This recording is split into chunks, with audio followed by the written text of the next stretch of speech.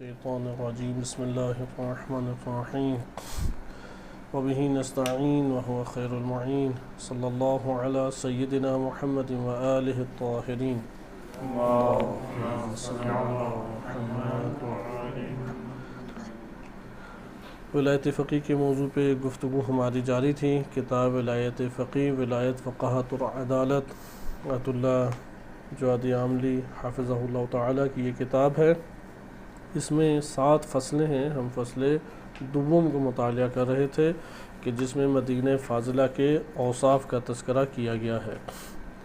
مدینہ فاضلہ یعنی ایک آئیڈیل ریاست اسلامی دنیا میں جو اسلامی مفکرین نے اسلامی ریاست اور اس کے اوپر حاکم حکومت کے عنوان سے قرآن اور روایات احادیث کے ضمن میں نظریہ پیش کیا، وہ مدینہ فاضلہ سے تعبیر کیا جاتا ہے۔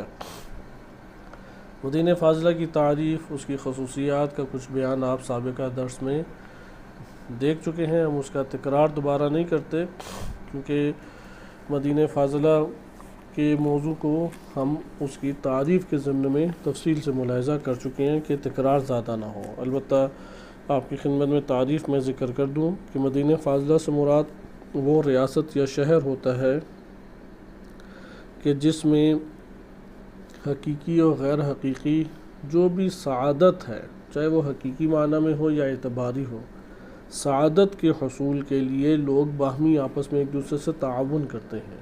لوگوں کا ایک ریاست میں، ایک معاشرے میں سعادت کے حصول کے لیے باہمی تعاون کرنا کیا کہلاتا ہے؟ مدینہ فاضلہ۔ مدینہ فاضلہ اس نتیجے میں پھر ایک آئیڈیل حکومت کے قیام کا بھی باعث بن جاتا ہے۔ آیت اللہ جوادی عاملی حافظہ اللہ تعالیٰ نے قرآن کریم و اہل بیت علیہ السلام کی احادیث و سیرت کے تناظر میں جس کو ذکر کیا ہے، اس میں انہوں نے جن خصوصیات کو ذکر کیا ہے، پہلی خصوصیت رشد فرہنگی تھی، یعنی علم اور ہدایت کے دوش کے اوپر اگر ایک معاشرہ تشکیل پائے تو کیا کہلائے گا؟ مدینہ فاضلہ۔ یہ 2 خصوصیات ہیں۔ علم آج کے دور میں ایک تقسیم کر دی گئی ہے، بہرحال سمجھانے کے لیے وہ ہمیں تقسیم بیان کرنا پڑتی ہے، وإلا قرآن اور احادیث نے کوئی دنیاوی اور دینی علم کے عنوان سے کوئی تقسیم بیان نہیں کی، بلکہ قرآن کریم اور احادیث سے جو ہمیں پتہ لگتا ہے وہ علم نافع کی بات کی گئی ہے اور علم مضر نقصان دہ علم کی بات کی گئی ہے، اور علم نافع کے اوپر تشویق دلائی گئی ہے۔ یہ علم نافع ممکن ہے آج کی ہماری تقسیم کے مطابق علم دین کو بھی شامل ہے اور علم دنیا میں بھی ان شعبہ جات کو کہ جو انسانی معاشرے اور انسانی زندگی کے لیے ضروری ہیں ان کو بھی شامل ہے۔ بس علم کی جب بات کرتے ہیں رشد فرہنگی کے عنوان سے تو وہ ہر 2 پہلو کو شامل ہے۔ یہ مقدمہ اس لیے آپ کی خدمت میں تکرار کیا جا رہا ہے کہ آج ہم تیسری جو خصوصیت پڑھیں گے وہ صنعتی ترقی ہے، وہ اسی کے اوپر اسی سے مربوط ہے، کیونکہ رشد فرہنگی میں پہلا ہمارے پاس ہے علم کتاب، علم دین، علم الہی، ان چیزوں کو جاننا۔ لیکن اس کا یہ مطلب نہیں ہے کہ علم اور دانش کا دروازہ وہ آگے جاری نہ ہو، ادھر بھی جاری ہونا چاہیے۔ بقیہ تبصرہ انشاءاللہ آگے کرتے ہیں۔ بہرحال اور رشد فرہنگی میں بنیادی نکات کیا ہیں 2۔ وہ مدینہ فاضلہ کہلاتا ہے کہ جس میں جہالت نہ ہو بلکہ کیا ہو؟ علم و دانش ہو۔ نمبر 2، مدینہ فاضلہ وہ کہلاتا ہے جہاں پہ ہدایت ہو عمل کی دنیا، کیونکہ ہدایت علم کے مرحلے کے بعد عمل سے گہرا تعلق رکھتی ہے۔ ہدایت ہو اور گمراہی نہ ہو، اسی حد تک ہم اس کو ذکر کرتے ہیں، کیونکہ قرآن کریم نے بھی تعلیم اور تزکیہ کو ذکر کیا ہے، ہدایت کو گمراہی سے جدا کیا ہے، عالم اور جاہل برابر نہیں ہو سکتے۔ بس ہدایت ہمارے پاس 2 مرحلوں میں ہے، ایک مرحلہ واجبات کی ادائیگی اور ایک مرحلہ تزکیہ نفس کی صورت ہے۔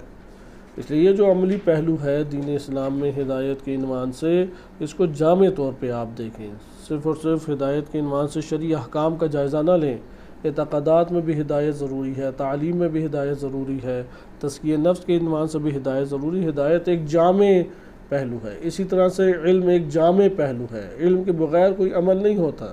بہت ساری ایسی چیزیں ہیں کہ جن کا علم حاصل ہونا ہی کمال ہے، جیسے معرفت الہی، جیسے معرفت قیامت، ان کا علم ہونا ہی ایک نوع کمال ہے، کیونکہ علم بذات خود کمال ہے اور نفع انسان کو دیتا ہے۔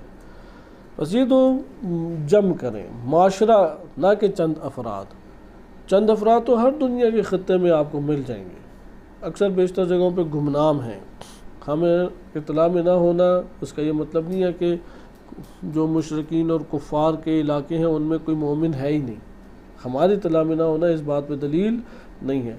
اگر ہر قوم میں اللہ تعالیٰ نے ہادی بھیجا ہے، نذیر بھیجا ہے، تو اسی طریقے سے آج کے دور میں بھی ممکن ہے کہ یہ اولیاء الہی پائے جاتے ہوں۔ ہم یہاں پہ جو بات کر رہے ہیں وہ معاشرے کی سطح کی کر رہے ہیں۔ آپ معاشرے کی سطح پہ علم کو اجاگر کریں، جہالت نہ ہو۔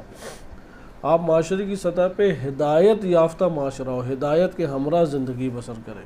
اس وقت ہمارے ملک کی یا عالم اسلام کی عمومی طور پہ یہی مشکل ہے، وہ ہدایت کے ہمراہ زندگی بسر نہیں کر رہا۔ کفر، ضلالت، فسق و فجور، گناہوں کی کثرت، ظلم و تشدد، ان چیزوں کے ہمراہ زندگی بسر کر رہا ہے۔ بہرحال یہ ایک بیان آپ کے سامنے آیا۔ دوسرا بیان رشد اقتصادی ہو۔ اس کا ایک حصہ ہم نے پڑھ لیا تھا کہ قرآن کریم یہ بات بیان کرتا ہے کہ اللہ تعالیٰ نے تمہارے قیام کے لیے اور قیام کے لیے، تمہارے معاشرے کے اندر کھڑے ہونے کے لیے جن اموال کو اللہ سبحانہ و تعالیٰ نے ذریعہ قرار دیا ہے وہ تم سفہاء کے حوالے نہ کرو، سفہاء کے حوالے انہیں مت کرو۔ دین اسلام نے آ کے معاشرے کے اندر مالی امور کو بہت منظم کیا ہے، جیسا کہ اس کی اہمیت آپ سابقہ درس میں جان چکے کہ مالی حیثیت کیا ہے، اور ایران ہمارے سامنے اس ٹائم بہترین شاہد ہے، کیونکہ نہضت اسلامی کا آغاز اور اس کی کامیابی بہت اہم مرحلہ ہے۔ اس وقت عالم اسلام میں یا مسلمان جہاں جہاں پہ آباد ہیں ادھر نہضت اسلامی کا آغاز کا مرحلہ ہی طے نہیں ہوا، کامیابی کا مرحلہ تو دور کی بات۔ مثلا اگر ہم اعتقاد اس بات پہ رکھتے ہیں، یہ بات توجہ کے قابل ہے، کیونکہ افکار اور نظریات کا تعلق ہمارے معاشرے کے اندر مختلف ذمہ داریوں کو انجام دینے سے بہت گہرے طور پہ مربوط ہے، بہت گہرے طور پہ۔ ابھی آپ پاکستان کے اندر بھی اختلافات کی جو نوعیت دیکھتے ہیں، ٹھیک ہے اگر ہم بعض اختلافات کو شخصی قرار دے دیں، شخصی مسائل ہیں، بعض اختلافات کو جو منسوب افراد بیٹھے ہوئے ہیں، نادان افراد، ان کے رویے، منفی رویوں کو قرار دے دیں کہ ایک دوسرے پہ گالم گلوچ، برا بھلا کہنا اور طرح طرح کے پروپیگنڈا، لیکن ایک اختلاف کی نوعیت ہم دیکھیں گے وہ فکری جہت سے بھی پائی جاتی ہے۔ بعض افراد سوچتے ہیں کہ ہم اقلیت میں ہیں اور اقلیت میں ہونے کی وجہ سے ہماری حکومت بھی نہیں آ سکتی، ہمارے پاس طاقت بھی ہمیشہ نہیں آ سکتی پورے پاکستان کے اندر، یا کوئی بھی کسی خطے میں بیٹھا ہو جیسے انڈیا ہے یا کوئی اور ملک ہے، تو لہٰذا اب ہمیں ایسی تدبیر اختیار کرنی چاہیے جس میں کاملاً سازگاری ہو، بے شک جھکنا پڑے، بے شک سیاستدانوں کی جو بالکل ہی بے قیمت اور انتہائی پست شخصیت کے مالک ہیں ان کے سامنے آپ کو باعزت، ان کو عزت دیتے ہوئے احترام کے ساتھ، تواضع کے ساتھ ملنا ملانا آپ کو پڑے گا، وہ آپ کے در پہ نہیں آئیں گے، آپ نے ان کے در پہ حاضر ہونا ہے۔ یہاں پہ اگر کہا جائے کہ در پہ آنا، یہ ہمارے بعض افراد، مذہبی افراد یا شخصیات، وہ ان حکمرانوں کے گھر پر جاتے ہیں، یہ ان کے گھروں پہ نہیں آتے، یہ ان کے دفاتر میں بہت ہوا تو آئیں گے، وہ ان کے مراکز میں جاتے ہیں، یہاں پہ یہ مدرسے کے اندر نہیں آئیں گے، یعنی یہ قوت نہیں رکھتے کہ کھینچ کے مدرسے تک لے کر آ جائیں۔ لیکن ایک فکر کے اعتبار سے، سوچ اور فکر کے اعتبار سے ہمیں ایک فرق دکھائی دیتا ہے۔ اگر آپ اس ترتیب کو قبول کریں اور مان لیں کہ مکتب تشیع اس بات کا قائل ہے، کیونکہ مکتب تشیع کا آغاز، اول دن سے آغاز جو ہے وہ سیاسی مسئلے کی وجہ سے ہوا، وہ کسی اور مسئلے کی وجہ سے نہیں ہوا۔ اہل سنت کے ساتھ ہمارا اختلاف جو دوسرا گروہ مستقبل میں اہل سنت کے لائے، کیونکہ شیعہ تو اصطلاح نبی صلی اللہ علیہ وسلم کے کلام مبارک میں موجود ہے۔ شیعہ سنی دونوں روایات ہیں۔ ہاں اہل سنت تو ضعیف قرار دیتے ہیں، ایک الگ بات ہے۔ شیعہ کا کلمہ قرآن کریم اور روایات اہل بیت علیہم السلام اور احادیث نبوی جو اہل سنت میں موجود ہے ان میں موجود ہے۔ بعد میں اہل سنت یہ نام پڑ گیا جو مخالف گروہ تھا، لیکن کس بات کے اوپر اختلاف ہوا؟ اس حکومت کے مسئلے کے اوپر۔ لیکن اس میں یہ تھا کہ ہمیں حکومت لیں گے ہی نہیں، یا تدبیر کی کہ حکومت آہستہ آہستہ قوت ہاتھ میں آئے اور حکومت لے لیں۔ اگر ہم اس بات کو قبول کریں تو سیرت اہل بیت علیہ السلام یہ ہے کہ آپ تدبیر کر کے اتنی قوت حاصل کرنا چاہیں کہ حکومت آپ کے ہاتھ میں آئے، تب ایک زمینہ ہمارے لیے فراہم ہوگا۔ سیرت ائمہ اطہار علیہ السلام تو ہمیں واضح طور پہ اسی تدبیر کے ہمراہ نظر آتی ہے۔ لہٰذا یہی تدبیر تدبیر یہ نہیں ہے کہ خالی شور شرابہ شروع کر دیا جائے۔ ائمہ علیہ السلام ہر مورد میں جو ملک کے اندر مختلف کارروائیاں، عسکری کارروائیاں ہوئیں ان کے دور میں علویوں کی طرف سے، وہ ان کے ہمیشہ حامی نہیں رہے، بلکہ تدبیر کے مثلا زید بن علی کی حمایت کی، کیونکہ اہل بیت علیہ السلام کے حق میں تھی۔ وہ حسین فخر کی حمایت کی، لیکن زید بن موسیٰ، امام موسیٰ کاظم علیہ السلام کے بیٹے زید کی حمایت نہیں کی۔ بہت سارے علویون کی، جیسے امام حسن مجتبیٰ علیہ السلام کی اولاد سے حسن مصنع نکلے، ان کی حمایت ائمہ اہل بیت علیہ السلام نے نہیں کی۔ لہذا اس کا یہ مطلب ہوا کہ تدبیر آپ کریں، ان تدبیر کے مطابق چلیں۔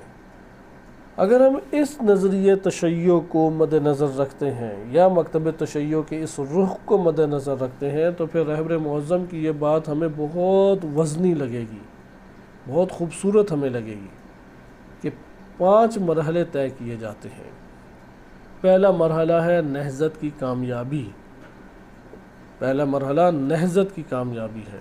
جب نہضت کامیاب ہو جائے تو حکومت اسلامی کا قیام ہوتا ہے۔ جب حکومت اسلامی قائم ہو جائے تو پھر دولت اسلامی وجود میں آتی ہے کہ ایران اس مرحلے سے ابھی گزر رہا ہے، یہ تیسرے مرحلے کے اوپر ایران گرفتار ہے ابھی۔ اور جب دولت اسلامی قائم ہو جائے تو پھر چوتھا مرحلہ طے ہوتا ہے جو کہ اقتصاد نوین سے تعلق رکھتا ہے، اسلامی تمدن نوین سے تعلق رکھتا ہے۔ یعنی آپ معاشرتی طور پہ سائنسی ترقی کریں، معاشرتی یعنی مادی اور معنوی ہر دو ترقی ہونی چاہیے، یک طرفہ ترقی نہیں ہے۔ یعنی ہم ساری عمر مٹی کے گھروں میں ہی رہتے نہیں، ایسا نہیں ہے۔ ساری عمر جو ہے ہمارے لیے مشکلات ہی ریاست کے اندر کھڑی رہیں ترقی کے عنوان سے، نہ روڈیں ہیں، نہ پکے مکان ہیں، نہ صاف پانی پینے کے ذرائع ہیں، نہ ضرورت اشیاء پورا کرنے کے لیے وسائل ہیں۔ کون کہتا ہے کہ اس طرح سے زندگی بسر کریں؟ نہیں، اس لیے چوتھے مرحلے میں بھرپور طاقت حاصل ہو جائے گی۔ اور 5واں مرحلہ قرب الہی کا جو اصل ہدف تھا، ان 4 مراحل سے گزر کے وہ 5واں مرحلہ طے ہوتا ہے۔ اگر ہم اس بات کے قائل ہوں تو کیا مکتب تشیع کے افراد دنیا کے جن جن خطوں میں بیٹھے ہیں ان کے لیے لازم نہیں ہے کہ ایسے مقدمات فراہم کرے جس سے نہضت اسلامی وہ وجود میں آئے اور وہ کامیابی کی طرف جائے؟ اگر یہ بات درست ہے کہ نہضت اسلامی وجود میں آئے اور کامیابی کی طرف جائے حتماً، تو پھر اپنا وظیفہ اسے سمجھنا چاہیے، نہضت کو متعارف کرانا چاہیے۔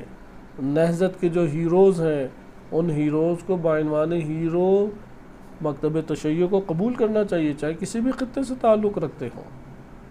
لہذا یہ ہے کہ اگر ہم ان 5 مراحل کے قائل ہو جاتے اور ہدف رکھتے ہیں کہ معاشرے کا قرب الہی کی طرف گامزن ہونا، تو پھر ہمیں اس بات کا قائل ہونا پڑے گا کہ ہماری پہلی ذمہ داری یہ ہے کہ ہم پہلے مرحلے کو طے کریں۔ پہلا مرحلہ وجود میں آئے گا تو طے ہوگا، ابھی تو وہ اسباب فراہم کرنا ہمیں مشکل ہو گیا کہ وہ وجود میں آنے کے آثار دکھائی دیں۔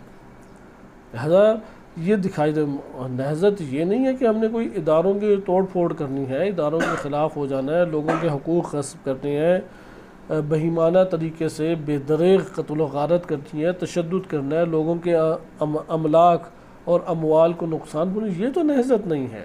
ایران کے اندر تو یہ کوئی نہضت ایسی نہیں اٹھی۔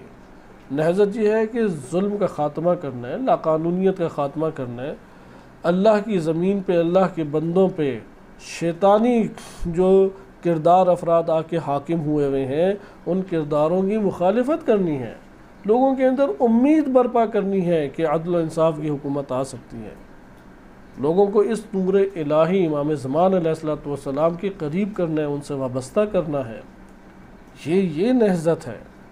وَإِلَّا آپ کس طریقے سے ایک ذمہ داری شرعی انجام دے سکتے ہیں؟ یہ تفکر پھر ایک فرق کر جاتا ہے۔ وہ افراد جو یہ سوچتے ہیں کہ یار ہم اقلیت میں ہیں، ہم دبے ہوئے ہیں، یہی گراؤنڈ ریالٹی ہے، ہم نے ضعیف ہی رہنا ہے کیونکہ ہمیں ضعیف کیا جا رہا ہے، تو اگر ہم قوی ہونا چاہتے ہیں تو بالآخر اپنے مسائل کو حل کرنے کے لیے یہی کرنا پڑے گا۔ ایران بھی تو یہی کر رہا ہے، رہبر کے ماتحت جتنے ادارے ہیں وہ یہی کام کر رہے ہیں۔ اس طرح کے دلائل لا کے یہ فضا برپا کرتے ہیں۔ پھر یہاں پہ یہ جو سوچتے ہیں، پھر اس تفکر کے مالک افراد کیا سوچتے ہیں کہ دیکھیں ایسی متشددانہ بات نہ کریں کہ کوئی ظلم کے خلاف کھڑا ہو کے شدت کے ساتھ ٹکرا جائے، کیوں کسی کی بیچارے کی زندگی کو آپ اجاڑتے ہیں؟ یعنی ان کی نظر میں اگر یہ تکلیف اٹھائے وہ اور مجاہدت دکھائے تو یہ ایک نوع ان کی نظر میں اسے زحمتوں میں بیجا طور پہ مبتلا کرنا ہے۔ ائمہ اہل بیت علیہ السلام یہ تفکر نہیں رکھتے تھے۔ ہمارے پاس واضح طور پہ الکافی جیسی معتبر کتب میں احادیث ہیں کہ کوفہ کی جیل سے آزاد ہو کے امام کا ایک صحابی پہنچا تو امام نے حال احوال پوچھے، تو پوچھا کہ کیسی تھی جیل کے حالات؟ کہا کہ اسوا حال، اس سے بدترین حالت تو زندگی میں نے نہیں دیکھی، اور انتہائی تنگ اور بدبودار اور سخت جگہ ہے۔ تو امام جو علیہ السلام ایک نوع جلال میں آ گئے اور فرمایا کہ تم یہ سمجھتے ہو کہ تم آزاد ہو کے تم اس جیل سے آزاد ہو، الدنیا سجن المؤمن، تم حقیقت میں جیل میں ہو، وہ آزادی کی راہوں کے اوپر چل رہے ہیں۔ انت فی سجن المؤمن فی سجن الدنیا، الدنیا سجن المؤمن، کہ تم انت فی السجن، یہ کلمات تو نہیں ہیں، انت فی السجن، امام نے یہ جملہ وہاں پہ پڑھا، الدنیا سجن المؤمن، کہ دنیا کیا ہے؟ مومن کے لیے قید خانہ ہے، تم جہاں پر بھی چلے جاؤ، بیوی بچوں آل اولاد کے ساتھ آزادانہ زندگی بسر کرو، حقیقت میں قید خانے میں زندگی بسر کر رہے ہو۔ وہ تو اپنے مراتب کو طے کر رہے ہیں، کیونکہ امام صادق علیہ السلام نہضت اٹھانا چاہتے تھے طاغوت کے خلاف، ظلم و ستم کے خلاف، نظام امامت کے قیام کے لیے، نظام امامت کے قیام کی خاطر۔ یہاں پہ آپ نے ملاحظہ کیا کہ یہ تفکر کس طریقے سے پھر جدا ہو جاتا ہے۔ ایران کے اندر الحمدللہ یہ مرحلہ طے ہوا، نہضت اٹھی، نہضت کامیاب ہوئی، حکومت اسلامی کامیاب ہوئی۔ اب ہمارے یہاں وہ ڈاکٹر اسرار احمد والا نظریہ باطن میں زیادہ لوگ رکھتے ہیں، خوش بھی اسی سے ہوتے ہیں۔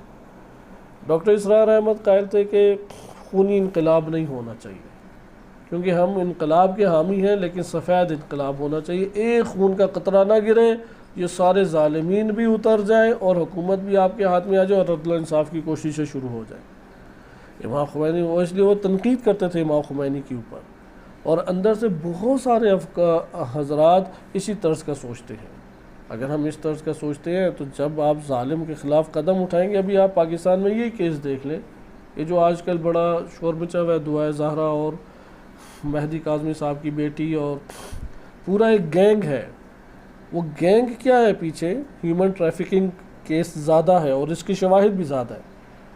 ہیومن ٹریفکنگ کیس اس دنیا میں اس ٹائم بڑھتا چلا جا رہا ہے، غرب میں بھی بہت بڑی تعداد میں ہے۔ وہ خاص طریقے سے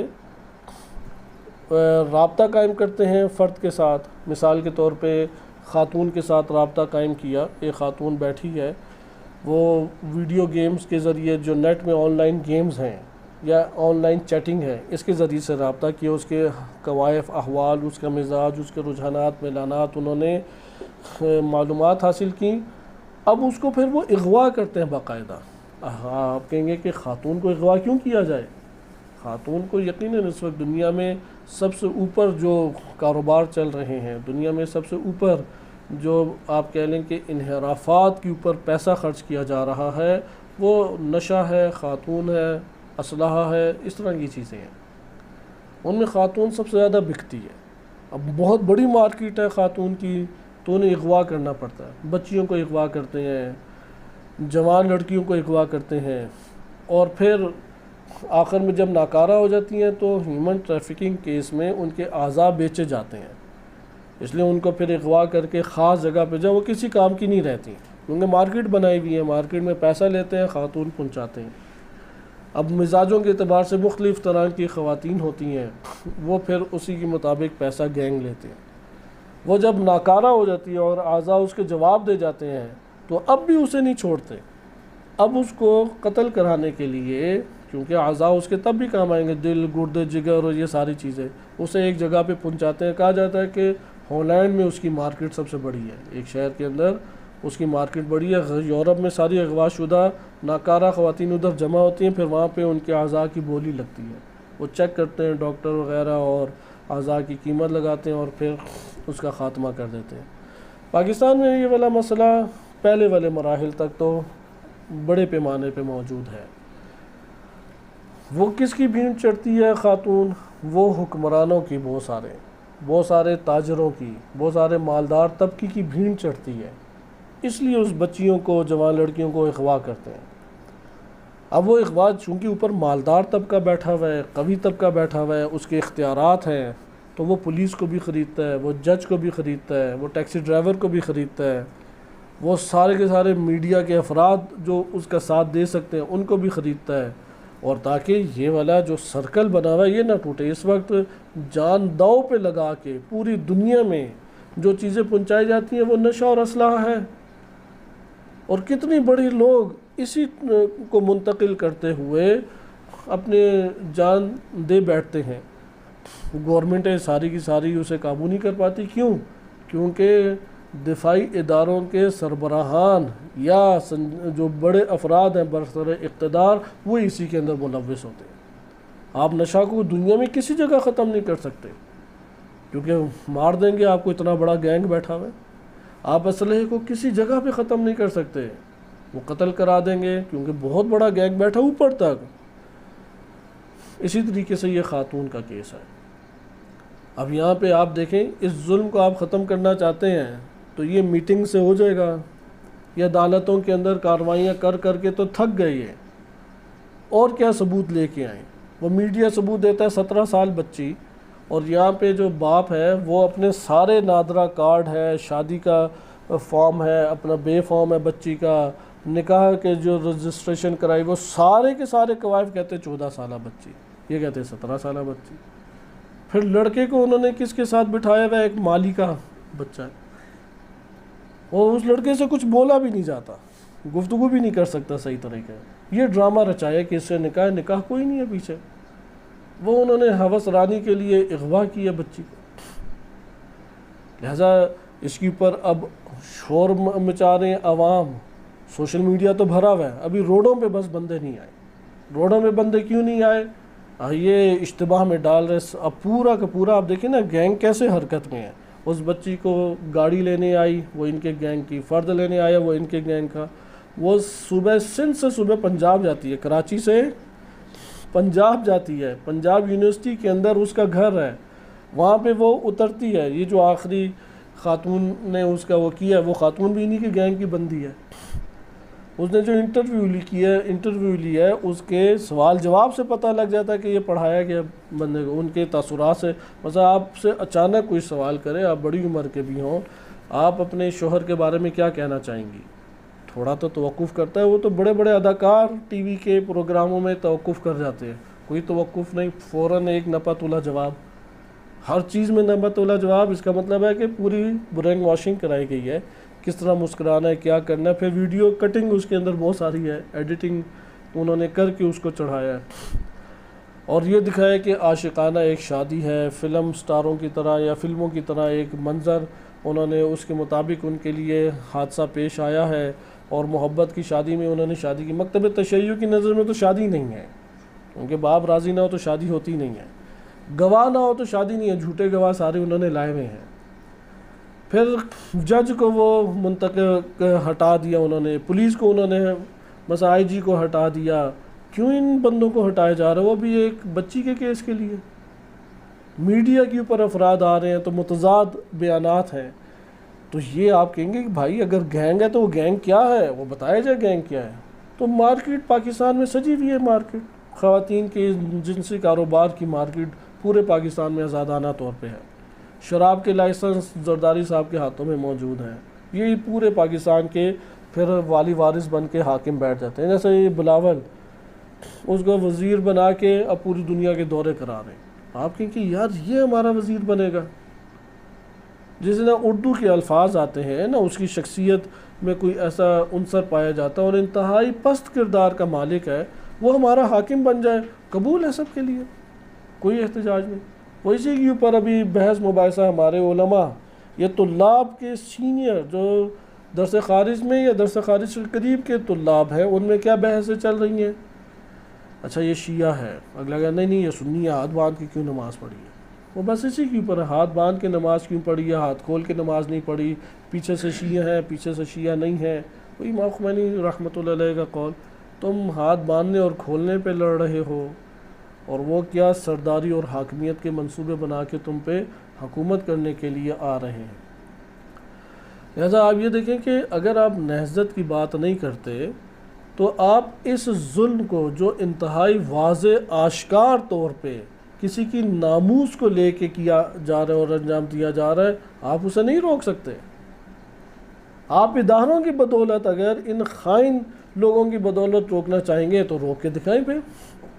اس وقت پاکستان میں ہر ایک کو اپنی بچی کو مستقبل خطرے میں نظر آ رہا ہے، چونکہ ہے بقیہ ممالک میں تو بڑے پیمانے پہ ہے، اس لیے ادھر تو یہ آواز نہیں اٹھ سکتی، کیونکہ ان کے ہاں اتنی حساسیت نکاح کی امور میں، طلاق کی امور میں نہیں ہے جیسے مسلمانوں میں پائی جاتی ہے۔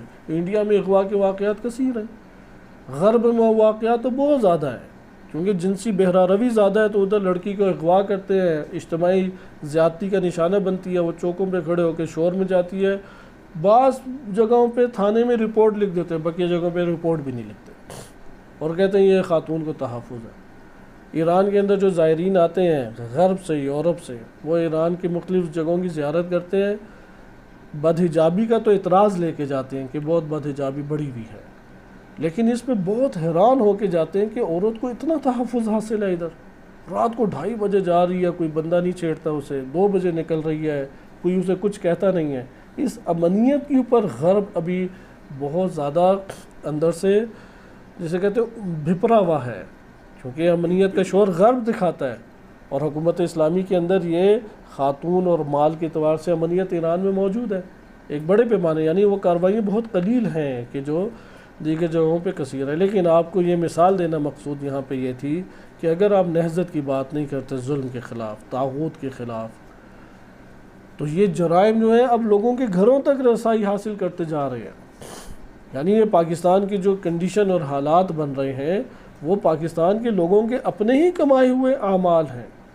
لیکن پہلے کیا ہوتا تھا کہ بھائی بجلی گئی، گیس نہیں ہے، مہنگائی ہو گئی، اب تو پتہ لگا گھر میں وہ بچی نہیں ہے، وہ اسی کو اغوا کر کے لے گئے ہیں۔ اب وہ کس کے پاس جائیں؟ پولیس کے پاس۔ اگر FIR درج کر دیں تو پولیس آفیسر ہی اس کو منتقل کرا دی جاتی ہے یا اس کو سسپینڈ کر دیتے ہیں۔ آپ جائیں عدالت کے اندر، عدالت میں جج سننے سے انکاری ہے، یا اس کو بھی وہ تبدیل کرا دیں گے، منظر عام سے ہٹا دیں گے۔ کس کے پاس جائیں گے پھر آپ؟ طاقت آپ کے پاس اتنی ہے نہیں کہ آپ ان سے بدلہ لے لیں، کیونکہ وہ گینگ اتنا بڑا بیٹھا ہوا ہے جس نے پولیس ہے، عدالت ہے، ڈرائیور ہے، میڈیا کے افراد ہیں، سب کو خریدا ہوا ہے، تو آپ نے اس سے کیا مقابلہ کرنا ہے؟ یہاں پہ ایک وظیفہ بنتا ہے کہ افراد باہر آئیں روڈوں کے اوپر اور شور مچائیں پاکستان کے حکومتی اداروں کے خلاف۔ اس جو واضح طور پہ ظلم و ستم ہو رہا ہے اس کے اوپر شور مچایا جائے۔ یہ صرف ویورز بڑھانے کے لیے سوشل میڈیا پہ ایک موضوع بڑھانے والا موضوع نہیں ہے، سنجیدہ لیا جائے۔ امام علی علیہ السلام وہ یہودی خاتون کی پازیب یا پاؤں میں زینت کی چیزیں اس کے چھننے کے اوپر اس قدر بے قرار ہوئے، فرمایا کہ اگر یہ چھن جائے اور تمہیں موت آ جائے تو اس پہ تم تعجب مت کرو۔ یہ تعجب یہاں پہ تو اغوا ہو کے اس کی برین واشنگ کر کے، اور یہ واقعہ ایک نہیں ہے، اور بھی اس طرح کے ہیں۔ مثلا ایک کی زوجہ کو اٹھا کے لے گئے، کچھ مدت بعد بازیاب کرایا اب وہ گھر میں ہے کیونکہ اس کے بلیک میلنگ ادھر چلتی ہے، اس کی انہوں نے نازیبہ تصویریں بنائی ہوئی ہیں، اس کو اتنا پنچ کیا کہ وہ طلاق خلا لے کے واپس ان کے پاس چلی گئی۔ پھر یہ بچیاں اب جب بڑی ہوں گی تو یہ کوئی انسان بنیں گی، انہی کے ہاتھوں سے پھر دیگر بچیوں کو کنٹرول کرتے ہیں اور اغوا کیا جاتا ہے۔ لہذا آپ ادھر سے اندازہ لگائیں کہ نہضتیں جب اٹھتی ہیں تو ان نہضتوں کا رخ ہوتا ہے ظلم کے خلاف، نہضت اسلامی نہضت ظلم کے خلاف ہے، طاغوت کے خلاف، لا قانونیت کے خلاف، اللہ کے قوانین کی پامالی کے خلاف کہ کیوں یہ پامالی کی جا رہی ہے۔ لہذا یہ نہضتیں اٹھنی چاہیے، یہ اعتراض اٹھنا چاہیے، یہ واقعہ دوبارہ نہ دہرایا جائے۔ امنیت کا اس مقدار کا تو احساس ہو کہ پہلے تو چھوٹی بچیوں کے ساتھ کیسز ہوتے تھے تو لوگوں نے چھوٹی بچیوں کو باہر بھیجنا ہی روک دیا یا کسی بڑے کے ساتھ بھیجتے ہیں۔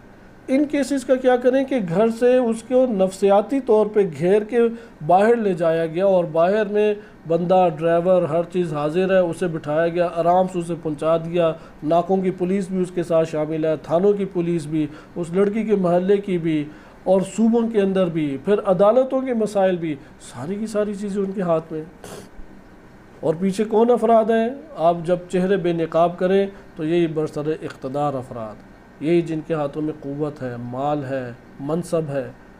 لہذا یہاں پہ نہضت اس طرح کے ظالمین کے پنجوں کو کاٹتی ہے۔ اس لیے نہضت کی بات اگر نہ کریں آپ اگر انقلاب اسلامی کی بات نہ کریں، آپ اگر اسلامی دوش کے اوپر متحرک ہونے کی بات نہ کریں تو سودی نظام تو کھا جائے گا۔ ابھی مہنگائی کی پیچھے وجہ کیا ہے؟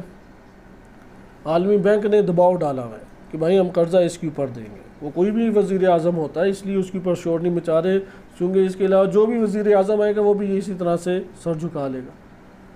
وہ پیٹرول جب مہنگا ہوتا ہے تو ہر چیز پاکستان میں مہنگی ہوتی ہے، کیونکہ منتقلی اسی کے ذریعے سے ہوتی ہے چیزوں کی۔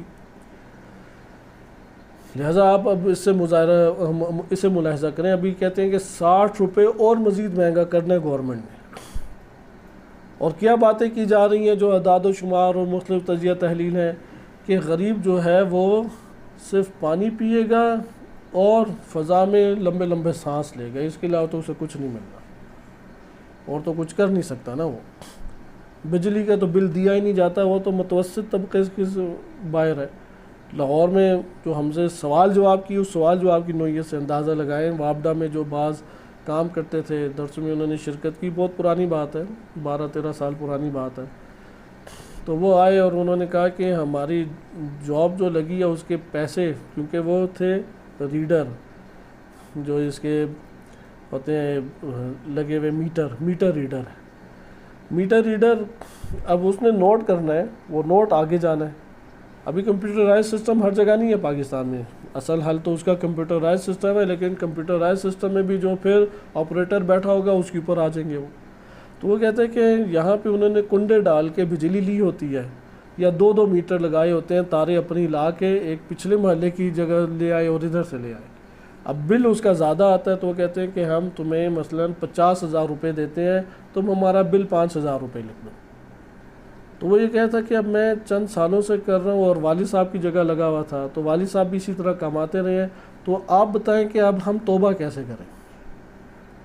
تو میں نے کہا اچھا آپ یہ کر سکتے ہیں کہ صرف اور صرف وہ جو گورنمنٹ تنخواہ دیتی ہے اسی پہ رہیں؟ کہتے ہیں وہ تو 2 دن بھی نہیں چلتی، وہ تو ہم مجبور ہیں، ایسی توبہ بتائیں کام بھی یہ کرنا پڑے لیکن گناہ بھی نہ ہو۔ اب یہ ہمارے ہاں توبہ ہے۔ یہ تو وہ ہے کہ جو بیچارہ کچھ ایمانی اثر دیکھ رہا تھا۔ آپ گلگت بلتستان پاڑا چنار سائٹ پہ چلے جائیں تو بہت سارے افراد، سارے ایسے نہیں ہیں، بہت سارے افراد وہ یہ کہتے دکھائی دیتے ہیں پانی تو یہاں سے پیدا ہوتا ہے، بل ہم کیوں دیں اس میں۔ اب آپ یہ دیکھیں کہ یہاں پہ آپ کس طریقے سے کنٹرول کریں گے۔ ادھر تو اس شرط کے اوپر ووٹ لیے جاتے ہیں کہ ہم آپ کو سہولت دیں گے، یہی سہولت ہے ادھر، جس کی طاقت یا وہ جس کی لاٹھی اس کی بھینس، وہ وہاں پہ۔ اب یہ قانون جب آپ کا طاری ہو جائے تو یہ دیکھیں گھروں تک پھر مسائل آنا شروع ہو جاتے ہیں۔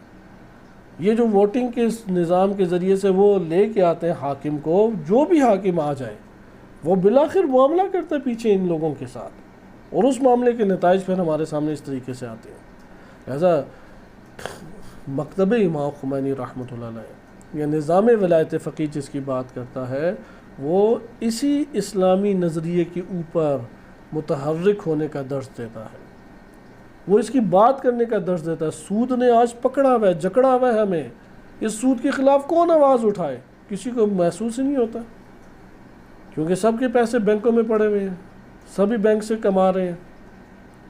اسی طریقے سے فحاشی کے خلاف کون آواز اٹھائے؟ ہمارے گھروں کے اندر تک گھس چکی ہے، کیونکہ وہ خود ہی ٹی وی سے محظوظ ہو رہا ہے، فلمیں شلمیں دیکھ کے، اس نے خود ہی نہیں چھوڑی ہوئی، وہ کیسے اس کو ترک کرے؟ اس کو آج زندگی کا حصہ فحاشی کو بنا لیا گیا، خود غرضی اور پورے معاشرے کے اندر پھیلی ہوئی ہے، کرپشن پورے معاشرے میں پھیلی ہوئی ہے۔ کون اس کے خلاف آواز اٹھائے؟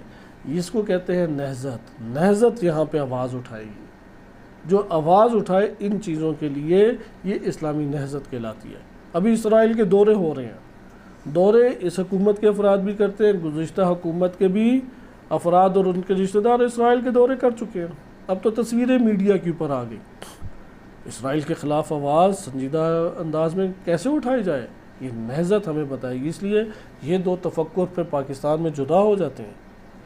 ایک قائل ہے کہ اسی طرح ٹیبل ٹاک کے ذریعے سے حکمرانوں کے قریب ہونے میں، آپ کو پتہ ہے کہ ایک بندہ انتہائی شخصی اعتبار سے پست کردار کا مالک ہے، کوئی سیاسی سوجھ بوجھ اس کے پاس نہیں ہے، ذہن بھی اس کا صحیح چلتا ہے یا نہیں یہ بھی نہیں پتہ، الفاظ اس کے منہ میں ہیں ہی نہیں کچھ کہ وہ بول سکے، معلومات سے تو آ رہی ہے، لیکن آپ کو امکان ہے کہ یار ممکن ہے کہ یہ سیاست کی دنیا میں آ جائے، تو اب آپ اپنے آپ کو آمادہ تیار کر کے ہمارے بزرگان جو ہیں اس کے سامنے صف بہ صف ہو کے بیٹھ جائیں۔ یہ قابل قبول چیز نہیں ہے، یہ قدر و منزلت ایک روحانی عالم کی نہیں ہے۔ اگر کوئی ہمارے پاس ثانوی طور پہ حکم کے طور پہ صورت بھی بنتی ہے، وہ بھی مہذب طور پہ، آشکار طور پہ، کہ یقین ہو کہ میں اسے استفادہ کر لوں گا، اس فرد سے کیا استفادہ کرنا؟ جس کو اپنے لباس کا ہی صحیح طریقہ کار نہیں پتہ، جسے اپنی زبان سے الفاظ ادائیگی کرنے کے طریقے نہیں پتہ، جس کو وہ ایک لٹو کی طرح گھما رہا ہے استعمال، جس کو صرف استعمال کیا جاتا ہے اور گھمایا جاتا ہے، آپ کے مفادات اس سے کیسے نکلیں گے؟ آپ کون سی مہارت کے ساتھ اس سے مفاد نکال لیں گے؟ ایسا یہ ہمارے پاس ہے۔ یہ ایک تفکر یہ ہے کہ ان سیاستدانوں کے قریب ہوں، اداروں کے اندر ہم ایک قوت حاصل کریں، ٹیبل ٹاک بڑی بڑی کریں، تو اس طریقے سے آپ مفادات اور قومی جو مسائل ہیں حل کر لیں گے۔ دوسرا جواب کیا، دوسری تفکر کیا، نہضت کو ابھارو، ظالمین کے خلاف صدائے حق بلند کرو، ظالمین کے پنجے کاٹو، ظالمین کی جڑوں کو نابود کرو، ظالم کو رسوا اور ذلیل حد عقل کرو، لوگوں کی نظروں میں تو گراؤ اپنے کلمات کے ذریعے سے۔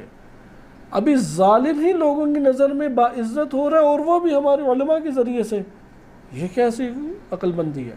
لہٰذا یہ نہضت کی بات ہے کہ ظالم رسوا ہونا چاہیے، ظالم ذلیل و خوار ہونا چاہیے، ظالم جو ہے وہ پست اور حقیر ہونا چاہیے۔ اور ظلم ایک نوعیت کا فقط نہیں ہے کہ آپ ظلم کی جب بات کریں کہ اس نے کون سا قتل کیا ہے، اس نے کون سا مال لوٹا ہے۔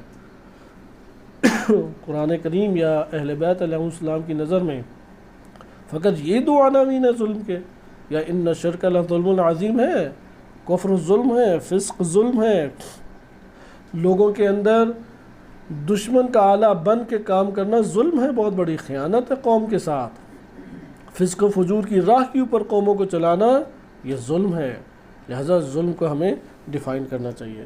بہرحال یہ ایک مقدماتی طور پہ آپ کی خدمت میں اس لیے بیان تھا کہ اگر نہضت نہ ہو تو ہم یہ جو مدینہ فاضلہ کی امور پڑھ رہے ہیں یہ حاصل ہونے والے نہیں ہیں۔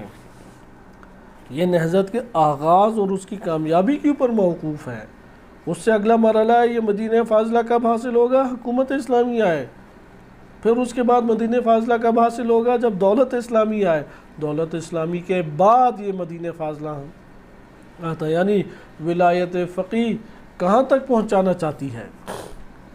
ولایت فقیہ کہاں سے نکلی ہے؟ ولایت فقیہ جس سرزمین سے نکلی ہے، جس چشمے سے یہ لیا گیا ہے نظریہ، جس زمین کے خطے اور نقطے سے نکلی ہے، اس سرزمین کا نام توحید ہے۔ یہ توحید کے دامن سے نکلی ہے شعاع، یہ توحید کے دامن سے نور نکلا ہے، یہ توحید ہے کہ جس نے جنم دیا ہے نظام امامت اور ولایت فقیہ کو۔ لہذا توحید سے اس کا گہرا ربط ہے۔ اب آئے آپ ولایت فقیہ ہمیں کہاں تک پہنچائے گی؟ ولایت فقیہ اللہ کی بندگی تک پہنچاتی ہے، ولایت فقیہ پورے معاشرے کو بندگی سے جوڑتی ہے۔ ولایت فقیہ کی کسی بھی شکل میں آپ مخالفت اگر اجتماعی طور پہ یا معاشرے کے اندر کرتے ہیں، آپ گویا کہ دین اسلام سے مخالفت کر رہے ہیں۔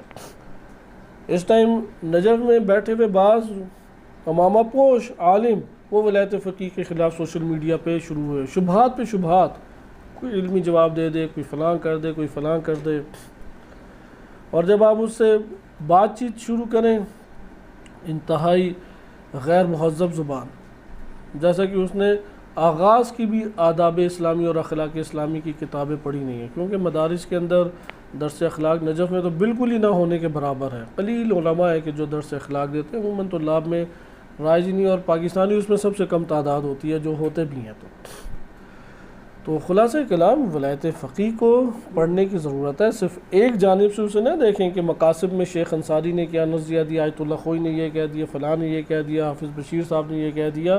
ایک فقہی تناظر میں آپ دیکھیں اور پھر کٹ پیسٹ شروع کر دیں، کیونکہ انہوں نے اپنی کتابوں میں لکھا ہوا ہے آپ ایک بات کریں وہ ایک اور چیز نہیں ہے۔ ولایت فقیہ ہے، ولایت فقیہ، شبہات کا ایک انبار اکٹھا کرنا یا جمع کرنا، اس کو وہ اپنی بڑی ذمہ داری سمجھتے ہیں، اور فائدہ کس کو دے رہے ہیں؟ دشمن کو فائدہ دے رہے ہیں۔ یہ داعش ان کے جگہ تک پہنچی ہوتی اور یہ ذبح ہوئے مرغوں کی طرح لٹکے ہوتے تو تب انہیں پتہ لگ جاتا ولایت فقیہ کیا ہوتی ہے۔ اس وقت دفاع حرم اہل بیت علیہ السلام، دفاع تشیع، حتیٰ کہ شام، عراق، ایران، حتیٰ کہ پاکستان، اس کا دفاع ولی فقیہ اور ولی فقیہ کی رہنمائی کے اوپر ہونے والے دفاع سے ہوئی ہے، ورنہ یہ داعش بن جاتی پاکستان میں کیا حال کرتی؟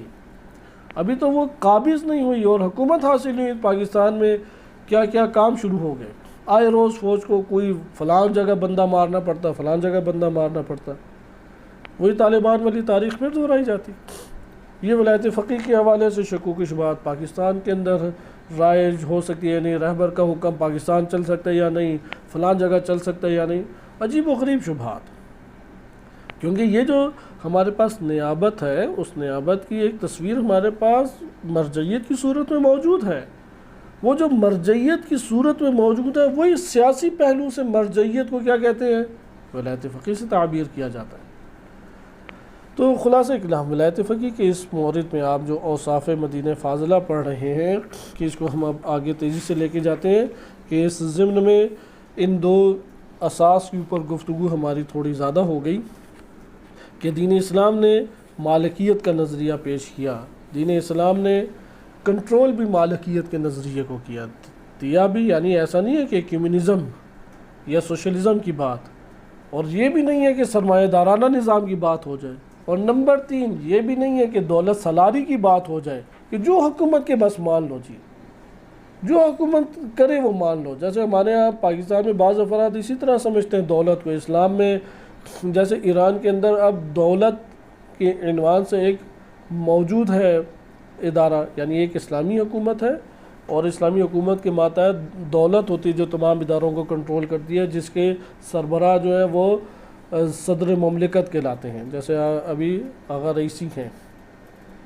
وہ یہ سمجھتے ہیں کہ یار اس کے بارے میں آپ کی کوئی تنقید یا کسی حوالے سے کوئی آپ کی بات کہ جس میں آپ کہہ سکتے ہیں یہ منصوبہ اگر اس طرح ہوتا تو بہتر تھا، یا یہ والے مسائل پیدا ہو رہے ہیں، یہ شاید نظام کی تضعیف ہے، یہ شاید دولت کی تضعیف ہے، یہ تو منکر نظام ہو گیا، منکر ولایت فقیہ ہو گیا، تہمت بے تہمت ہے۔ دولت سالاری صحیح نہیں ہے ولایت فقیہ کے نظریے کے تحت کہ جو کچھ کر جائے دولت وہ آپ کے لیے قابل قبول ہے، نہیں ہے ایسا۔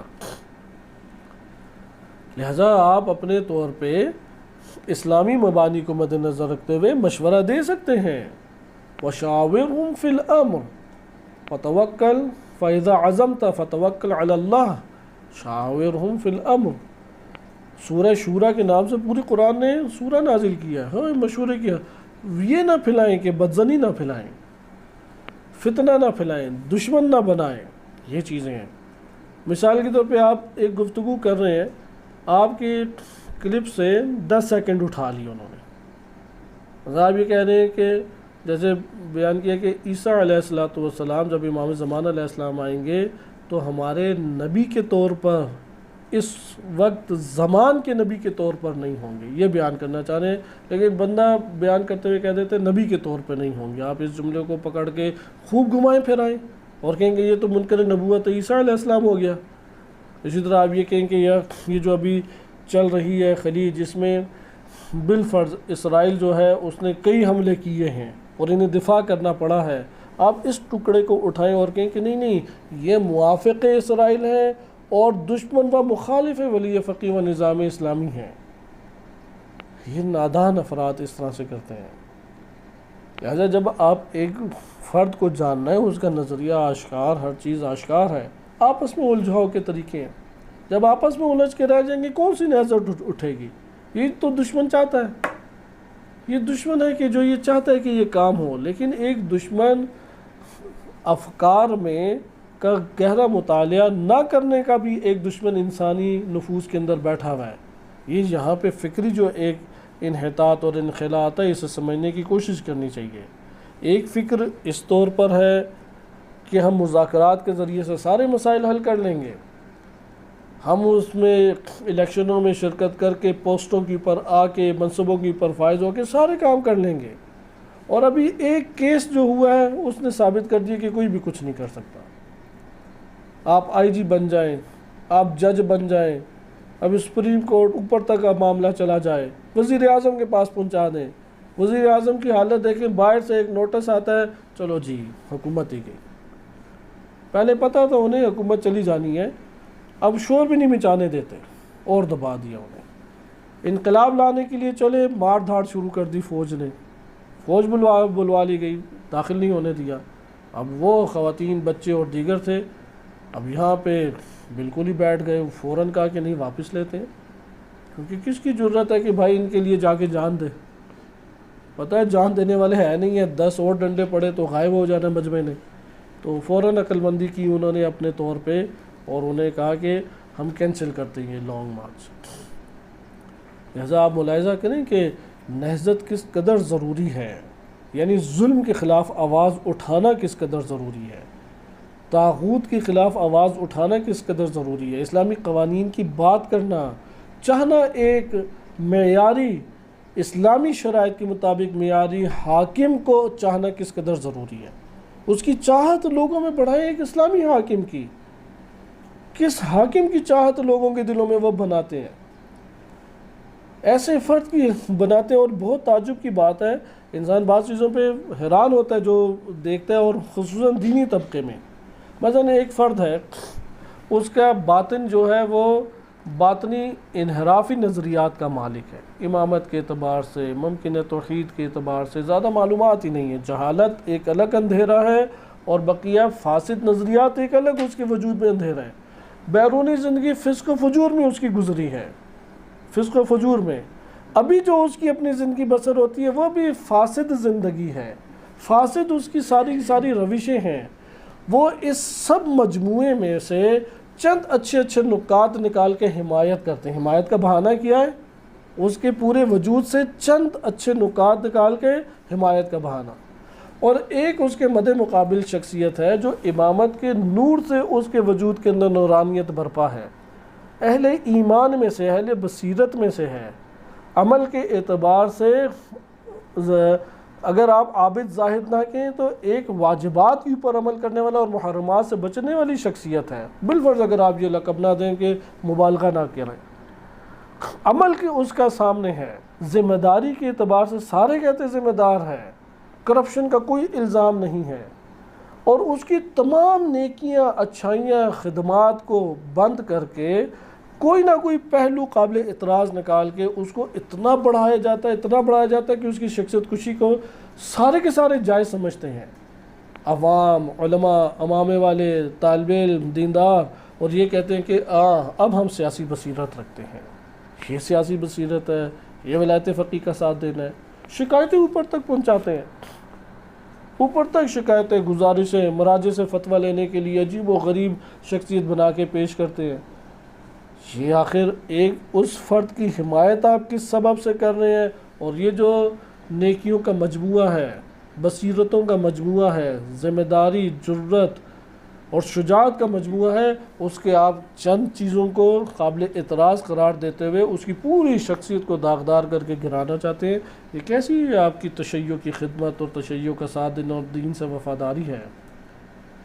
آپ نے ملاحظہ کیا کہ یہ جو یہاں پہ رشت فرہنگی کی بات کی ہے، اس کے کس قدر گہرے اثرات ہیں۔ نہضت نہیں شروع ہو سکتی اگر ہم ان چیزوں کے اوپر نگاہ نہ رکھیں، عاقلانہ نگاہ نہ رکھیں۔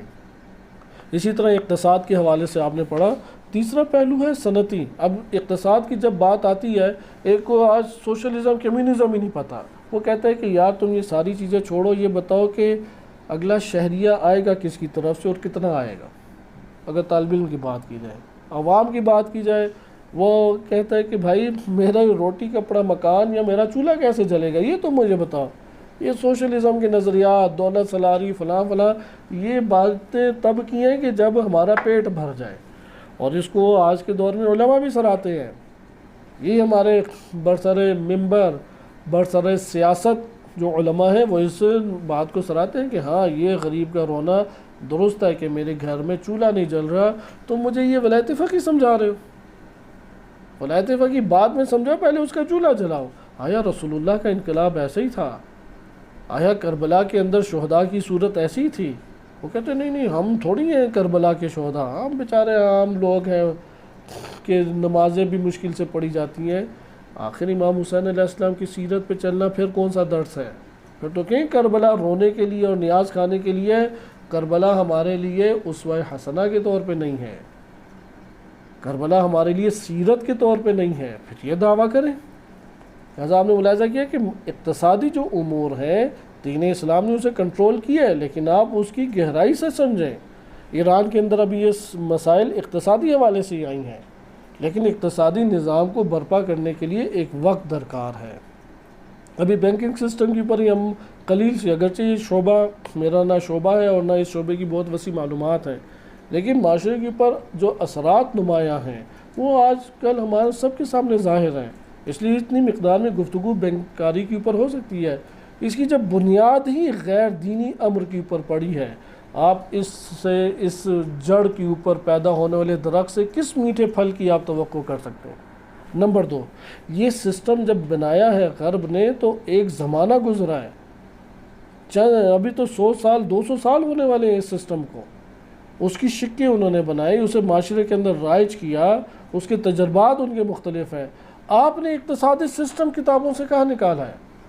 ابھی تک ایک سسٹم ہمارے حوزہ علمیہ سے کتابوں کے اندر سے، کیونکہ حوزہ علمیہ میں جو سب سے تفصیلی کورس پڑھایا جاتا ہے وہ تجارت کا باب ہے، اقتصاد کا ایک شعبہ، لیکن نہیں نکال سکی ابھی تک اس سے۔ وہ نکلے گا، وہ پھر میدان میں آئے گا، وہ معاشرے کے اندر تجربات سے گزرے گا۔ صدی بعد صدی لگتی ہے اقتصادی نظام کو درست کرتے ہوئے اور مضبوط کرتے ہوئے، اتنا آسان نہیں ہے۔ اسی طرح تیسرا چیز ہے جو مدینہ فاضلہ میں، وہ ہے صنعت۔ صنعت کے حوالے سے بھی مختصر بیان آپ کی خدمت میں کیا جاتا ہے، کیونکہ انہوں نے اس کے اوپر گفتگو قدر طولانی کی ہے، اور ہم آخری پھر اگلے درس میں اس کا وصف پڑھیں گے، کیونکہ اطرافی گفتگو آج ہماری زیادہ ہو گئی۔ صنعت سے مراد یہ ہے کہ مدینہ فاضلہ جو اللہ تعالیٰ نے نعمات اس دنیا کے اندر رکھی ہیں اور ان نعمات سے انسانی استفادہ رکھا ہے، وہ اپنے کمال کی اوج کے اوپر ہوگا، کمال کی اوج پہ۔ یہ جملہ میں آپ کی خدمت میں پھر بیان کر دوں کہ مدینہ فاضلہ اگر، اس لیے اس کو صرف آئیڈیل حکومت ہی کہا گیا ہے، منتظر ہیں کہ یہ کب بنے گی۔ پہلے تو ماضی میں بنی، حضرت سلیمان علیہ السلام کے دور میں، ممکن ہے ابراہیم علیہ السلام کے دور میں، داؤد علیہ السلام کے دور میں، لیکن دوبارہ کب بنی؟ تو نبی صلی اللہ علیہ وسلم کے 10 سے 11 سالوں میں تو یہ فرصت مہیا نہیں ہوئی کہ یہ بن جاتی۔ مدینہ فاضلہ اپنی ان اوصاف کے ساتھ، 4 اوصاف آیت اللہ جوادی عاملی نے ذکر کیے ہیں، ابھی ہم تیسرے کے اوپر ہیں۔ امام علی علیہ السلام کے دور میں توقع پیدا ہوئی، لیکن شہید کر دیا گیا اور مسائل ان کے لیے وسیع پیمانے پہ کھڑے کیے گئے۔ ولایت فقیہ کے عنوان سے اس کا ایک نمونہ بن سکتا ہے، اور یہی مہدویت کی طرف معاشروں کو لے کے جائے گا. ورنہ آپ خود سوچیں تو صحیح، پوری دنیا کے اوپر امام زمان علیہ السلام کیسے حکومت قائم کریں گے؟ تلوار کے ذریعے تو حکومت نہیں ہے، کیونکہ اہل بیت علیہ السلام تلوار کے ذریعے حکومت نہیں قائم کرتے. کیسے حکومت؟ معجزہ ہوگا تو پھر غیبت کیوں ہے؟ وہ تو ایک ہی شخصیت کافی تھی. آخر اس کا مطلب ہے ارتقاء تک اللہ تعالیٰ اپنی تدبیر کے ذریعے معاشروں کو ارتقاء کی طرف لے کے جا رہا ہے. لوگوں میں حکومت امام کی خاطر اور امام سے مربوط نظام کی خاطر لوگوں میں ایک جذبہ پیدا ہو، مختلف خطوں میں لوگ اٹھیں، یہ سوچ عام ہو جائے، یہ تفکر لوگوں کے لیے واضحات اور بدیہیات میں سے ہو جائے. زمانہ گزر رہا ہے الحمدللہ ایسا، اور آہستہ آہستہ یہ ارتقاء ہو رہا ہے. اب اس میں آپ مجھے بتائیں کہ اگر حکومتی یہ تجربے نہ ہوں، امام علیہ السلام کو معاون کہاں سے ملیں گے؟ یہ حکومتی تجربے یہ لے کے جاتے. اسی طرح ایجادات ہیں. صنعتی ترقی کاملاً ایجادات سے تعلق رکھتی ہے، لیکن اسلام کی دوش کے اوپر، اسلام کی دوش پہ صنعتی ترقی، نہ کہ فساد کے دوش پہ، انحراف کے دوش پہ. یہ فرق ہے. رہبر معظم اپنی تقاریر میں مسلسل اس کی طرف اشارہ کرتے ہیں. ان دو سرزمینوں کو دیکھیں. قرآن نے بار بار اس کا تذکرہ کیا ہے. سورہ توبہ میں بھی ہے کہ وہ عمارت جو اللہ کی تقوی اور رضوان الہی کے اوپر قائم ہوتی ہے، وہ عمارت کیا اس جیسی ہو سکتی ہے کہ جو نہر ہے اس کے دہانے کے اوپر آپ نے ایک عمارت قائم ہو اور جو ابھی گری چاہتی ہو؟ یہ دونوں برابر نہیں ہو سکتی. بس صنعتی ترقی میں پہلا پوائنٹ، کیونکہ ہم بقیہ آپ انشاءاللہ مطالعہ کریں، ہم چند آیات کو تیزی سے پڑھیں گے، میں ان نکات کو آپ کے سامنے سمیٹ رہا ہوں. صنعتی ترقی میں پہلا نقطہ یہ ہے اسلامی نظریات کی اساس کے اوپر ہو. اسلامی نظریات کی اساس سے کیا مراد ہے؟ مثلا میڈیکل کی ترقی ہو مریضوں کو شفا یاب کرنے کی کوششوں کے لیے، مریضوں کو سہولت دینے کی کوششوں کے لیے، نہ کہ یہ جو ابھی ڈاکٹروں نے ایک پورا کا پورا مافیا بنا کے بیٹھے ہوئے ہیں اور ایک پورے کے پورے معاشر کو جکڑا ہوا ہے، اس کے لیے اعضاء کو بیچا جاتا ہے، اغوا کیا جاتا ہے، پیسے لے کے تمام کے تمام امور انجام دیے جاتے ہیں جو ظالمین چاہتے ہیں. نہیں، کس کے اوپر ترقی ہو؟ یہ ترقی ہو دوش پہ اسلامی نظریات کی. مثلا میں ایک اسی طب کی مثال دے دوں. فیکٹریاں دوائیاں بناتی ہیں. اب دوائیوں میں آپ ایسے عناصر رکھ سکتے ہیں کہ جس سے مرض بھی ختم ہو اور مزید کوئی اور مرض پیدا بھی نہ ہو. آپ کو ایلوپیتھک میں شاید ہی ایسی کوئی دوا مل جائے کہ وہ کسی اور مرض کا پھر سبب نہیں بن رہی، کیونکہ اگلے مرض کا سبب نہیں بنے گی تو پھر دوائیوں کی فیکٹریاں بند ہو جائیں گی. پھر ڈاکٹر کو فیسیں کس نے دینی ہے؟ پھر ان کا گھر کیسے چلنا ہے؟ اصل میں یہ سارا کام گورنمنٹ کو کرنا چاہیے تھا. گورنمنٹ اس کا متبادل دیتی، اتنا مالدار اور اتنا قوی گورنمنٹ کو ہونا چاہیے تھا. لیکن یہاں پہ اسے پریشانی لائق ہو جائے. ابھی تو MBBS کی کوئی حیثیت ہی نہیں رہے گی. وہ بیچارہ ایک جگہ 5 گھنٹے کام کرتا ہے تو 20,000 روپے مشکل سے ملتے ہیں. پاکستان میں عام حالت ہے یہ. اسے پھر شام کو اپنا کلینک کھول کے کام کرنا پڑتا ہے، ادھر سے 20-30 ہزار روپے کماتا ہے، مشکل سے اس کا چولہا جلتا ہے. MBBS ڈاکٹر تو یہاں تک پہنچ چکا ہے. یہاں پہ اب وہ پھر ناجائز طریقے سوال جواب جو کرتے ہیں اسی سے ہمیں پتہ لگتا ہے. کوئی اپنی معلومات ویسی ہماری خارج از موضوع نہیں ہے، ان کے سوال جواب سے یہ پتہ لگتا ہے کہ اچھا یہ میرے لیے جائز ہے. مثلا میں ابھی گورنمنٹ کے ایک ہسپتال میں ہوں تو مریض آتا ہے، میں اسے کہتا ہوں کہ یار شام کو آنا. ایران میں تو ابھی یہ بہت زیادہ ہو گیا ہے کہ آپ ادھر جو عمومی ڈاکٹر بیٹھا ہوتا ہے وہ کہتا ہے اچھا میرے کلینک فلاں اس ٹائم آنا. کیونکہ یار یہ کیا ہے، کیوں ادھر زیادہ پیسے لے گا. پھر دوائیاں جو دی جاتی ہیں، اب دوائیوں کی ایجاد بہت اچھی چیز ہے، فیکٹریوں کی ایجاد، فیکٹریاں جو دوائیاں بنا رہی ہیں، لیکن اس کے اندر ایسے ایلیمنٹس ڈال دینا کہ وہ اگلے مرض کا سبب بنے اور اس سے پھر ایک اور یہ مافیا آگے کام کرے، یہ انتہائی قابل مذمت چیز ہے. اس لیے صنعتی ترقی میں پہلی چیز کیا ہے کہ وہ اسلامی نظریہ کے دوش کے اوپر ہو. نمبر 2، یعنی ہر صنعت کا ایک ہدف ہوتا ہے. جیسے میں نے میڈیکل کا بتایا کہ مریض کو یا وہ سہولت دیں یا شفا کی کوشش ہے. بعض جگہوں پہ مثلا گھروں کے بنانے کے اعتبار سے، مٹیریل کے اعتبار سے کاوشیں کی جاتی ہیں، بعض اور دیگر ہیں. ہر شعبے زندگی کے بہرحال ہے. آپ نے صنعت میں پہلی چیز دیکھ لی. نمبر 2، صنعت میں ترقی کریں، تسخیر کا قرآن نے حکم دیا ہے۔ ترقی اعلیٰ پائی کی ہونی چاہیے، دین اسلام کہتا ہے۔ دین اسلام یہ نہیں کہتا کہ امام زمان علیہ السلام آ جائے تو غاروں والی زندگی دوبارہ ہو جائے۔ بعض یہ سوچتے ہیں کہ امام مہدی علیہ السلام آئیں گے تو گھوڑوں کے پر بیٹھ کے تلواروں سے جنگ لڑ رہے ہوں گے، توپوں کی جنگ نہیں ہوگی۔ ممکن ہے توپوں سے آگے کی زندگی بسر ہو جائے، جیسے ابھی میزائل ٹیکنالوجی آ گئی ہے۔ ابھی تو میزائل ٹیکنالوجی سے بھی آگے کی زندگی، آگے کے محاذ شروع ہو رہے ہیں، زندگی نہیں آگے کے محاذ، جیسے کون سے جراثیم والے، کیونکہ ایک اور جراثیم ابھی تیار ہو چکا ہے، وہ جلد کے اوپر بڑے بڑے دانے بناتا ہے جن میں پانی بھر جاتا ہے، اور 12 دن بعد انسان مر جاتا ہے۔ 4-5 پکڑے گئے ہیں مریض بیچارے ایران کے اندر، تو اس کا وہ تجربہ کر رہے ہیں، اور بعض غربی ممالک ہی پہلے اس کا شکار ہوتے ہیں۔ اب یہ دیکھیں چائنا سے اٹھتا ہے، کہا جا رہا ہے یہ بھی چائنا سے اٹھ رہا ہے، اس کے بعد ایک اور آ جائے گا جراثیم، کیونکہ 2 سال انہوں نے متوقف کیا 40 اور تمام دینی ایکٹیویٹیز، وہ فسق و فجور کی چیزیں اور دنیا کے بازار سارے چل رہے تھے، مسجدیں بند، امام بارگاہ بند، حج بند، عمرہ بند، زیارات بند، ساری چیزیں بند۔ تو اب وہ دوبارہ اس کے بہانے اس کو لانا چاہ رہے ہیں۔ اس کا علاج بھی نہیں ہے ابھی تک، اس کا یہ والی جو صورت ہے اس کی ہیبت زیادہ ہے، کیونکہ تکلیف زیادہ ہے اس میں۔ پہلے صرف گلے میں تکلیف تھی اور مریض آتا تھا، وینٹیلیٹر ہوتا تھا، اس کے لیے تو وینٹیلیٹر نہیں ہے، پین کلر اس کے لیے کام نہیں کرتی۔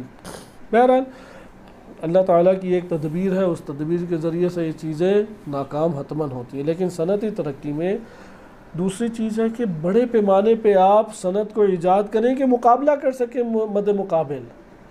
زندگی جو انسان گزارا قدرتی طور پہ مقابلہ کرے، دشمن سے مقابلہ کرے۔ اب چند آیات دیکھیں اور اس کے اوپر ہم اپنی گفتگو ختم کرتے ہیں۔ سورہ سبا آیت نمبر 12 میں ارشاد باری تعالیٰ ہوتا ہے وَأَصَلْنَ لَهُ عَيْنَ الْقِطْرِ، اور ہم نے جناب داؤد و سلیمان علیہ السلام کے ذیل میں ہی یہ آیات ہیں، سورہ سبا کی ہیں، جناب سلیمان علیہ السلام کی حکومت کے بارے میں یا داؤد علیہ السلام کے بارے میں، یا اسی طریقے سے آیات جناب ذوالقرنین کے لیے بھی آئی ہیں، کیونکہ ذوالقرنین بھی مشرق مغرب سب جگہ پہ گئے، ایک حکومت قائم کی۔ ایرانی کہتے ہیں وہ ایرانی تھے، غربی کہتے ہیں یورپین وہ یورپین تھے۔ ہندی پاکستانی کو شوق نہیں ہوتا کسی کو نسبت اپنی طرف دے دیں، وہ کہتے ہیں ہم خود اتنی ہی حالت میں ٹھیک ہیں۔ بہرحال ذوالقرنین ایک شخصیت ہے، قرآن نے تذکرہ ان کا کیا ہے۔ وَأَصَلْنَ لَهُ عَيْنَ الْقِطْرِ کیا، اور ہم نے ان کے لیے پگھلے ہوئے تانبے کا چشمہ جاری کیا، اور ہم نے جاری کیا ان کے لیے پگھلے ہوئے تانبے کا۔ آپ 2022 میں بیٹھ کے تانبے کو اپنے گھر میں ذرا پگھال کے دیکھیں کیسے پگھلتا ہے، آپ کے لیے مشکل پیش آ جائے گی۔ یہ کئی ہزار سال پہلے یہ کام ان کے درمیان ہوا کہ پگھلے ہوئے تانبے کا چشمہ ان کے لیے ہم نے جاری کیا۔ پھر اسی طرح سے آگے ہے سورہ سبا آیت نمبر 13 وَيَعْمَلُونَ لَهُ، یہ حضرت سلیمان علیہ السلام کے لیے ہے۔ یہ دونوں آیت نمبر 12 اور 13۔ ویسے قرآن میں موارد میں نے آپ کی خدمت میں عرض کیے، داؤد علیہ السلام کے ضمن میں، حضرت موسیٰ علیہ السلام کے ضمن میں، ذوالقرنین کا واقعہ، یہ سارے کے سارے واقعات میں اعلیٰ ترقی کے نمونے قرآن میں اس کے شواہد ملتے ہیں ہمیں۔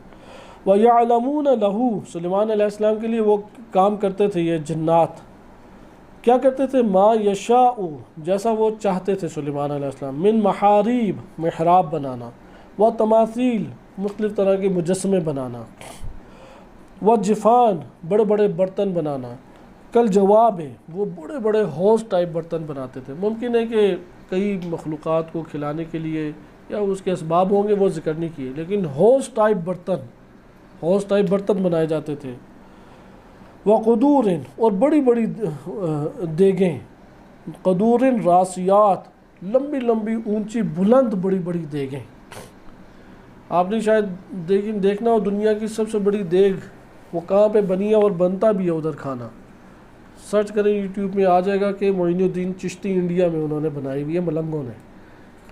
تو بعض چیزیں ملنگ بھی بنا لیتے ہیں، البتہ یہ نبی خدا کی بہت بڑی دیگ تھی۔ ادھر وہ دیگ جو ہے اس میں جو چمچ ہے اس چمچ کا کچھ حصہ بندہ ہے، اتنی بڑی انہوں نے دیگ بنائی ہے۔ پھر وہ پاؤں سمیت ہی اندر آتا ہے، وہ بھی انہوں نے منظر دکھا دیا، لیکن لوگ تبرک کر کے کھاتے ہیں۔ لیکن ادھر جو بڑی دیگوں کی مانند ہے وہ الگ ایک صورت ہے، انبیاء علیہ السلام حضرت سلیمان علیہ السلام سے تعلق رکھتا ہے۔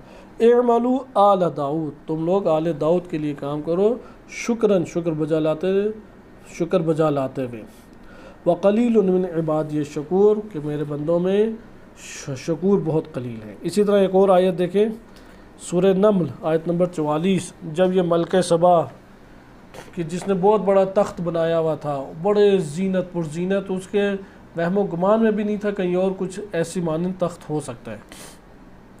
تو حضرت سلیمان علیہ السلام کے اس واقعے کے ذیل میں قیل لہا ادخلی الصرح، صرح کہتے ہیں حیات نہیں ہوتا صحن، بڑے صحن کو کہتے ہیں صرحن۔ تو جب یہ ملکہ سبا آئی، وہ واقعہ تو پیچھے پتہ ہے سلیمان علیہ السلام سے مکالمہ، اب جب وہ آئی سلیمان علیہ السلام کی مملکت میں تو سلیمان علیہ السلام اس ملکہ سبا کو لے کے چلے، وقیل لہا، تو اس کو کہا گیا، وہی دربانوں نے کہا ہوگا کہ قدم بڑھائیں، تشریف لائیے، ادخلی الصرح، آئیں تشریف لائیں اس تخت کے اوپر یا وہ صحن کے اوپر، جو بھی صحن ٹائپ ہے، تخت سے پہلے ممکن ہے صحن ہو۔ فلما رأتہ، جب اس نے اس صرح کو دیکھا، اس صحن کو یا اس جگہ کو دیکھا، حسبتہ لجتاً، تو لجتاً کہتے ہیں پانی کی بڑی موجوں کو، امواج بحر کو کیا کہتے ہیں؟ لجہ، پانی کا وسیع ذخیرہ بھی کیا کہلاتا ہے؟ لجتاً۔ تو اس نے یہ گمان کیا کہ یہ پانی کا بہت بڑا ذخیرہ اور ذخیرے میں تخت پڑا ہوا ہے، تو اس نے اس پانی کے ذخیرے کے لیے وکشفت عن ساقیہا، تو اس نے اپنے تھوڑے سے پانچے اوپر کیے کہ اس کی پنڈلیاں روشن ہوگی، واضح ہوگی۔ قال انہ صرح ممرد من قواریر، جب اس نے قدم رکھا تو دیکھا کہ یہ تو پانی نہیں ہے، یہ تو موتیوں سے اور شیشے سے مل کے ایک پورا کا پوری زمین بنائی گئی ہے کہ جو دیکھنے میں ہمیں پانی کی مانند لگ رہی ہے، کہ ممرد من قواریر، یعنی یہ شیشہ ہے نہ کہ آب ہے۔ اب یہ ٹیکنالوجی ہوگی کہ جو ہوئی ہے، ٹیکنالوجی اتنی تھی کہ بن گئی نا ایسی چیزیں، یہ تو نہیں ہے کہ سلیمان علیہ السلام نے معجزے سے بنا دی، یہ قرآن نے ذکر کیا ہے، یہ خطوط ذہنوں میں آ سکتا تھا، سلیمان علیہ السلام نے سارے کام جو ہے وہ اپنی ہی طاقت کے بل بوتے پہ کیے۔ آپ یہ سوچ سکتے ہیں کہ جب کہا کہ عفریت من الجن، کہ کون تخت لائے گا، تو عفریت من الجن، جن نے کیا کہا، جو بہت بڑا دیو ہیکل ادھر بیٹھا تھا، آپ کے اٹھنے سے پہلے لے آؤں گا۔ آصف بن برقیہ نے کیا کہا، علم من الکتاب جس کے پاس تھا، میں آنکھ جھپکنے سے بھی پہلے وہ تخت لے آؤں گا، ہزاروں کلومیٹر، 1000 کلومیٹر سے اوپر کا فاصلہ ہے، آنکھ جھپکنے سے بھی پہلے لے آؤں گا۔ یہاں سوال پیدا ہوتا ہے، سلیمان علیہ السلام نہیں لا سکتے تھے؟ در حقیقت اپنی مملکت کی شان دکھا رہے ہیں سلیمان علیہ السلام، اللہ لا سکتے تھے، دونوں سے زیادہ قوت رکھتے ہیں، شان دکھا رہے ہیں اپنی مملکت کی، قرآن ان کی مملکت کی شان و شوکت اور رعب اور دبدبہ ذکر کر رہا ہے کہ دیکھو کیسے کیسے افراد ہیں ان کے ارد گرد۔ اور اسی طریقے سے یہاں پہ سلیمان علیہ السلام معجزے سے بنا دیتے تو کوئی حیران کن بات تھی، کیونکہ سمجھا ہوا ہے کہ معجزے کی طاقت جو ہے وہ کسی کو بھی مل سکتی ہے، وہابی بھی یہ سمجھتے ہیں، حالانکہ بندے کی سطح کے مطابق ہی ملتی ہے، ہر ایک کو نہیں یہ مل سکتی چیزیں، لیکن پھر بھی یہ جو انتہائی بلند ٹیکنالوجی کو بیان کرتی ہے کہ جو یہاں پہ آپ نے پڑھا۔